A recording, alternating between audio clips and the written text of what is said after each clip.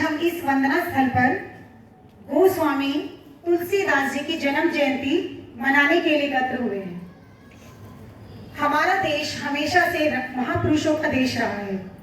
इसमें ऐसे अनेक संत हुए हैं जिन्होंने अपनी कलम की ताकत पर महान संत की उपाधि प्राप्त की है। और ऐसे ही एक महान संत हैं जिनका नाम था गोस्वामी तुलसीदास, जिन्होंने रामचरितमानस की रचना की और उस रचना ने उन्हें एक महान संत, एक महान कवि की उपाधि दिलवाई। गोस्वामी तुलसीदास जी का जन्म 1511 ईस्वी को उत्तर प्रदेश के चित्रकूट जिले के राजापुर नामक गांव में हुआ था।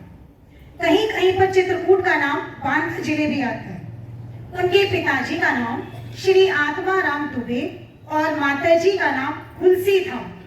शिशु जब जन्म लेता है तो जन्म के तुरंत बाद ही वो रोना शुरू कर देता है, लेकिन तुलसीदास जी का जब जन्म हुआ तो उन्होंने राम नाम का शब्द निकाला और इसी के आधार पर उनका नाम, बचपन का नाम राम बोला रखा गया। और जब उनका जन्म हुआ तो पूरे के पूरे 32 दांत उनके मुंह में थे। और वैसे शिशु 9 महीने के बाद जन्म लेता है, परंतु राम बोला ने 12 महीने के बाद माता के गर्भ से जन्म लिया। इस प्रकार उन्हें देखकर लगता था कि ये कोई शिशु नहीं है, कोई 4-5 साल का बच्चा है। लेकिन ज्योतिषियों का कहना है कि उनकी जो जन्म की घड़ी थी वह बहुत ही अशुभ थी, क्योंकि जन्म के 2 दिन बाद ही उनकी माता जी का देहांत हो गया। पिताजी ने उन्हें अशुभ समझा और उनका त्याग कर दिया और स्वयं संन्यास धारण कर लिया। उनके घर पे एक दासी काम करती थी जिसका नाम था चुनिया, और उसी दासी को राम बोला को सौंप दिया गया।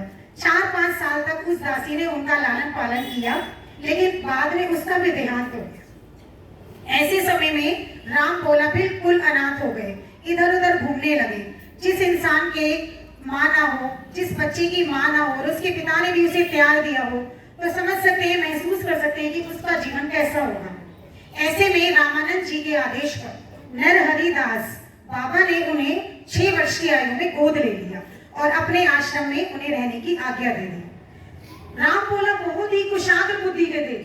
एक बार जो सुन लेते या पढ़ लेते वो उनके मानस पटल पर छप जाता, कभी नहीं भूलते थे।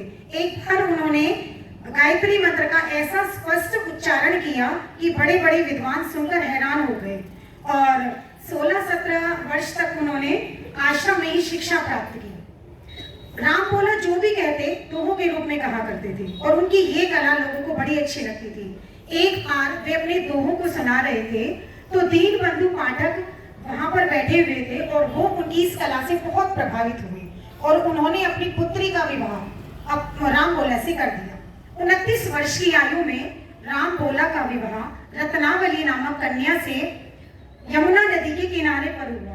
रत्नावली भी एक विदुषी महिला थी, बहुत ही सुलझे विचारों की थी, समझदार थी। उस समय शादी तो हो गई, लेकिन उनका गौना नहीं हुआ। गौना एक रस्म होता है शादी के बाद की। तो रत्नावली को अपने मैके जाना पड़ा। रत्नावली जी अपने मैके चली गई और राम बोला अपने दोबारा से अध्ययनों में समय व्यतीत करने लगे। उनके गुणों से प्रभावित होकर नरहरिदास जी ने ही उन्हें तुलसीदास का नाम दे दिया। वे राम भक्त थे। एक बार उन्हें अपनी पत्नी की याद आई तो यमुना नदी को पार करके अपनी पत्नी से मिलने के लिए चले गए, लेकिन गौना नहीं हुआ था। तो उनकी पत्नी उन्हें देखकर हैरान हो गई कि आप यहाँ क्यों आए हैं, आपको जरा भी लोग लज्जा का लालच नहीं है, जरा भी आपको ये नहीं बात पता कि लोग हमारे बारे में क्या सोचेंगे। वे हमें एक भक्त के रूप में देखते हैं, क्योंकि उन दोनों की जोड़ी बहुत ही प्यारी थी। कहते हैं ना मेड फॉर ईच अदर, मतलब जो भी उन्हें देखता वो ये कहता कि ये दोनों एक दूसरे के लिए ही बने हैं। ऐसी बातें सुनाकर उन्होंने तुलसीदास जी को समझाया और तुलसीदास जी के उन बातों का बहुत असर पड़ा और उन्होंने पारिवारिक जीवन त्याग करके संन्यास धारण कर लिया। अब उन्होंने अपना सारा जीवन केवल राम भक्ति में लगा दिया। हनुमान जी के दर्शन, राम भक्त थे तुलसीदास जी और हनुमान जी भी बहुत बड़े राम भक्त थे। एक राम भक्त ने दूसरे राम भक्त को दर्शन दिए और उन्हें रामचरितमानस लिखने के लिए मार्गदर्शन दिया। तुलसीदास जी ने 1523 ईस्वी में 1580 ईस्वी में रामचरितमानस लिखना प्रारंभ किया। 2 वर्ष 7 महीने और 26 दिन उन्हें इस रचना को पूर्ण करने में लगा। और हनुमान जी के आशीर्वाद से ही तुलसीदास जी को पार्वती माँ और बाबा भोले के दर्शन भी हुए। उन्होंने अपनी रचनाओं में इन सभी बातों का उल्लेख किया है। तुलसीदास जी श्री राम जी के साक्षात दर्शन करना चाहते थे, तो ये बात उन्होंने हनुमान जी से कही। तो हनुमान जी ने कहा कि आप इतने बड़े राम भक्त हैं, आपको जरूर उनके दर्शन होंगे। एक बार कदमगिरी के पर्वत पर परिक्रमा कर रहे थे तुलसीदास जी, तो उन्होंने वहां 2 राजकुमारों को देखा जो घोड़े पर सवार होकर निकल गए, लेकिन वे उन्हें पहचान नहीं सके और बाद में उन्हें पता चला कि वे राम और लक्ष्मण थे। ऐसे ही दूसरे दिन वो चंदन घिस रहे थे, तो दोनों राजकुमार फिर आए उनसे चंदन लेने के लिए, लेकिन तुलसीदास जी उनके रूप को देखकर इस प्रकार मग्न हो गए कि भूल ही गए कि उन्होंने उनसे क्या मांगा है। ऐसे में श्री राम ने चंदन का तिलक तुलसीदास जी के माथे पर कर दिया और तुलसीदास जी के लिए वह पल अपने जीवन का सबसे सुखद पल था।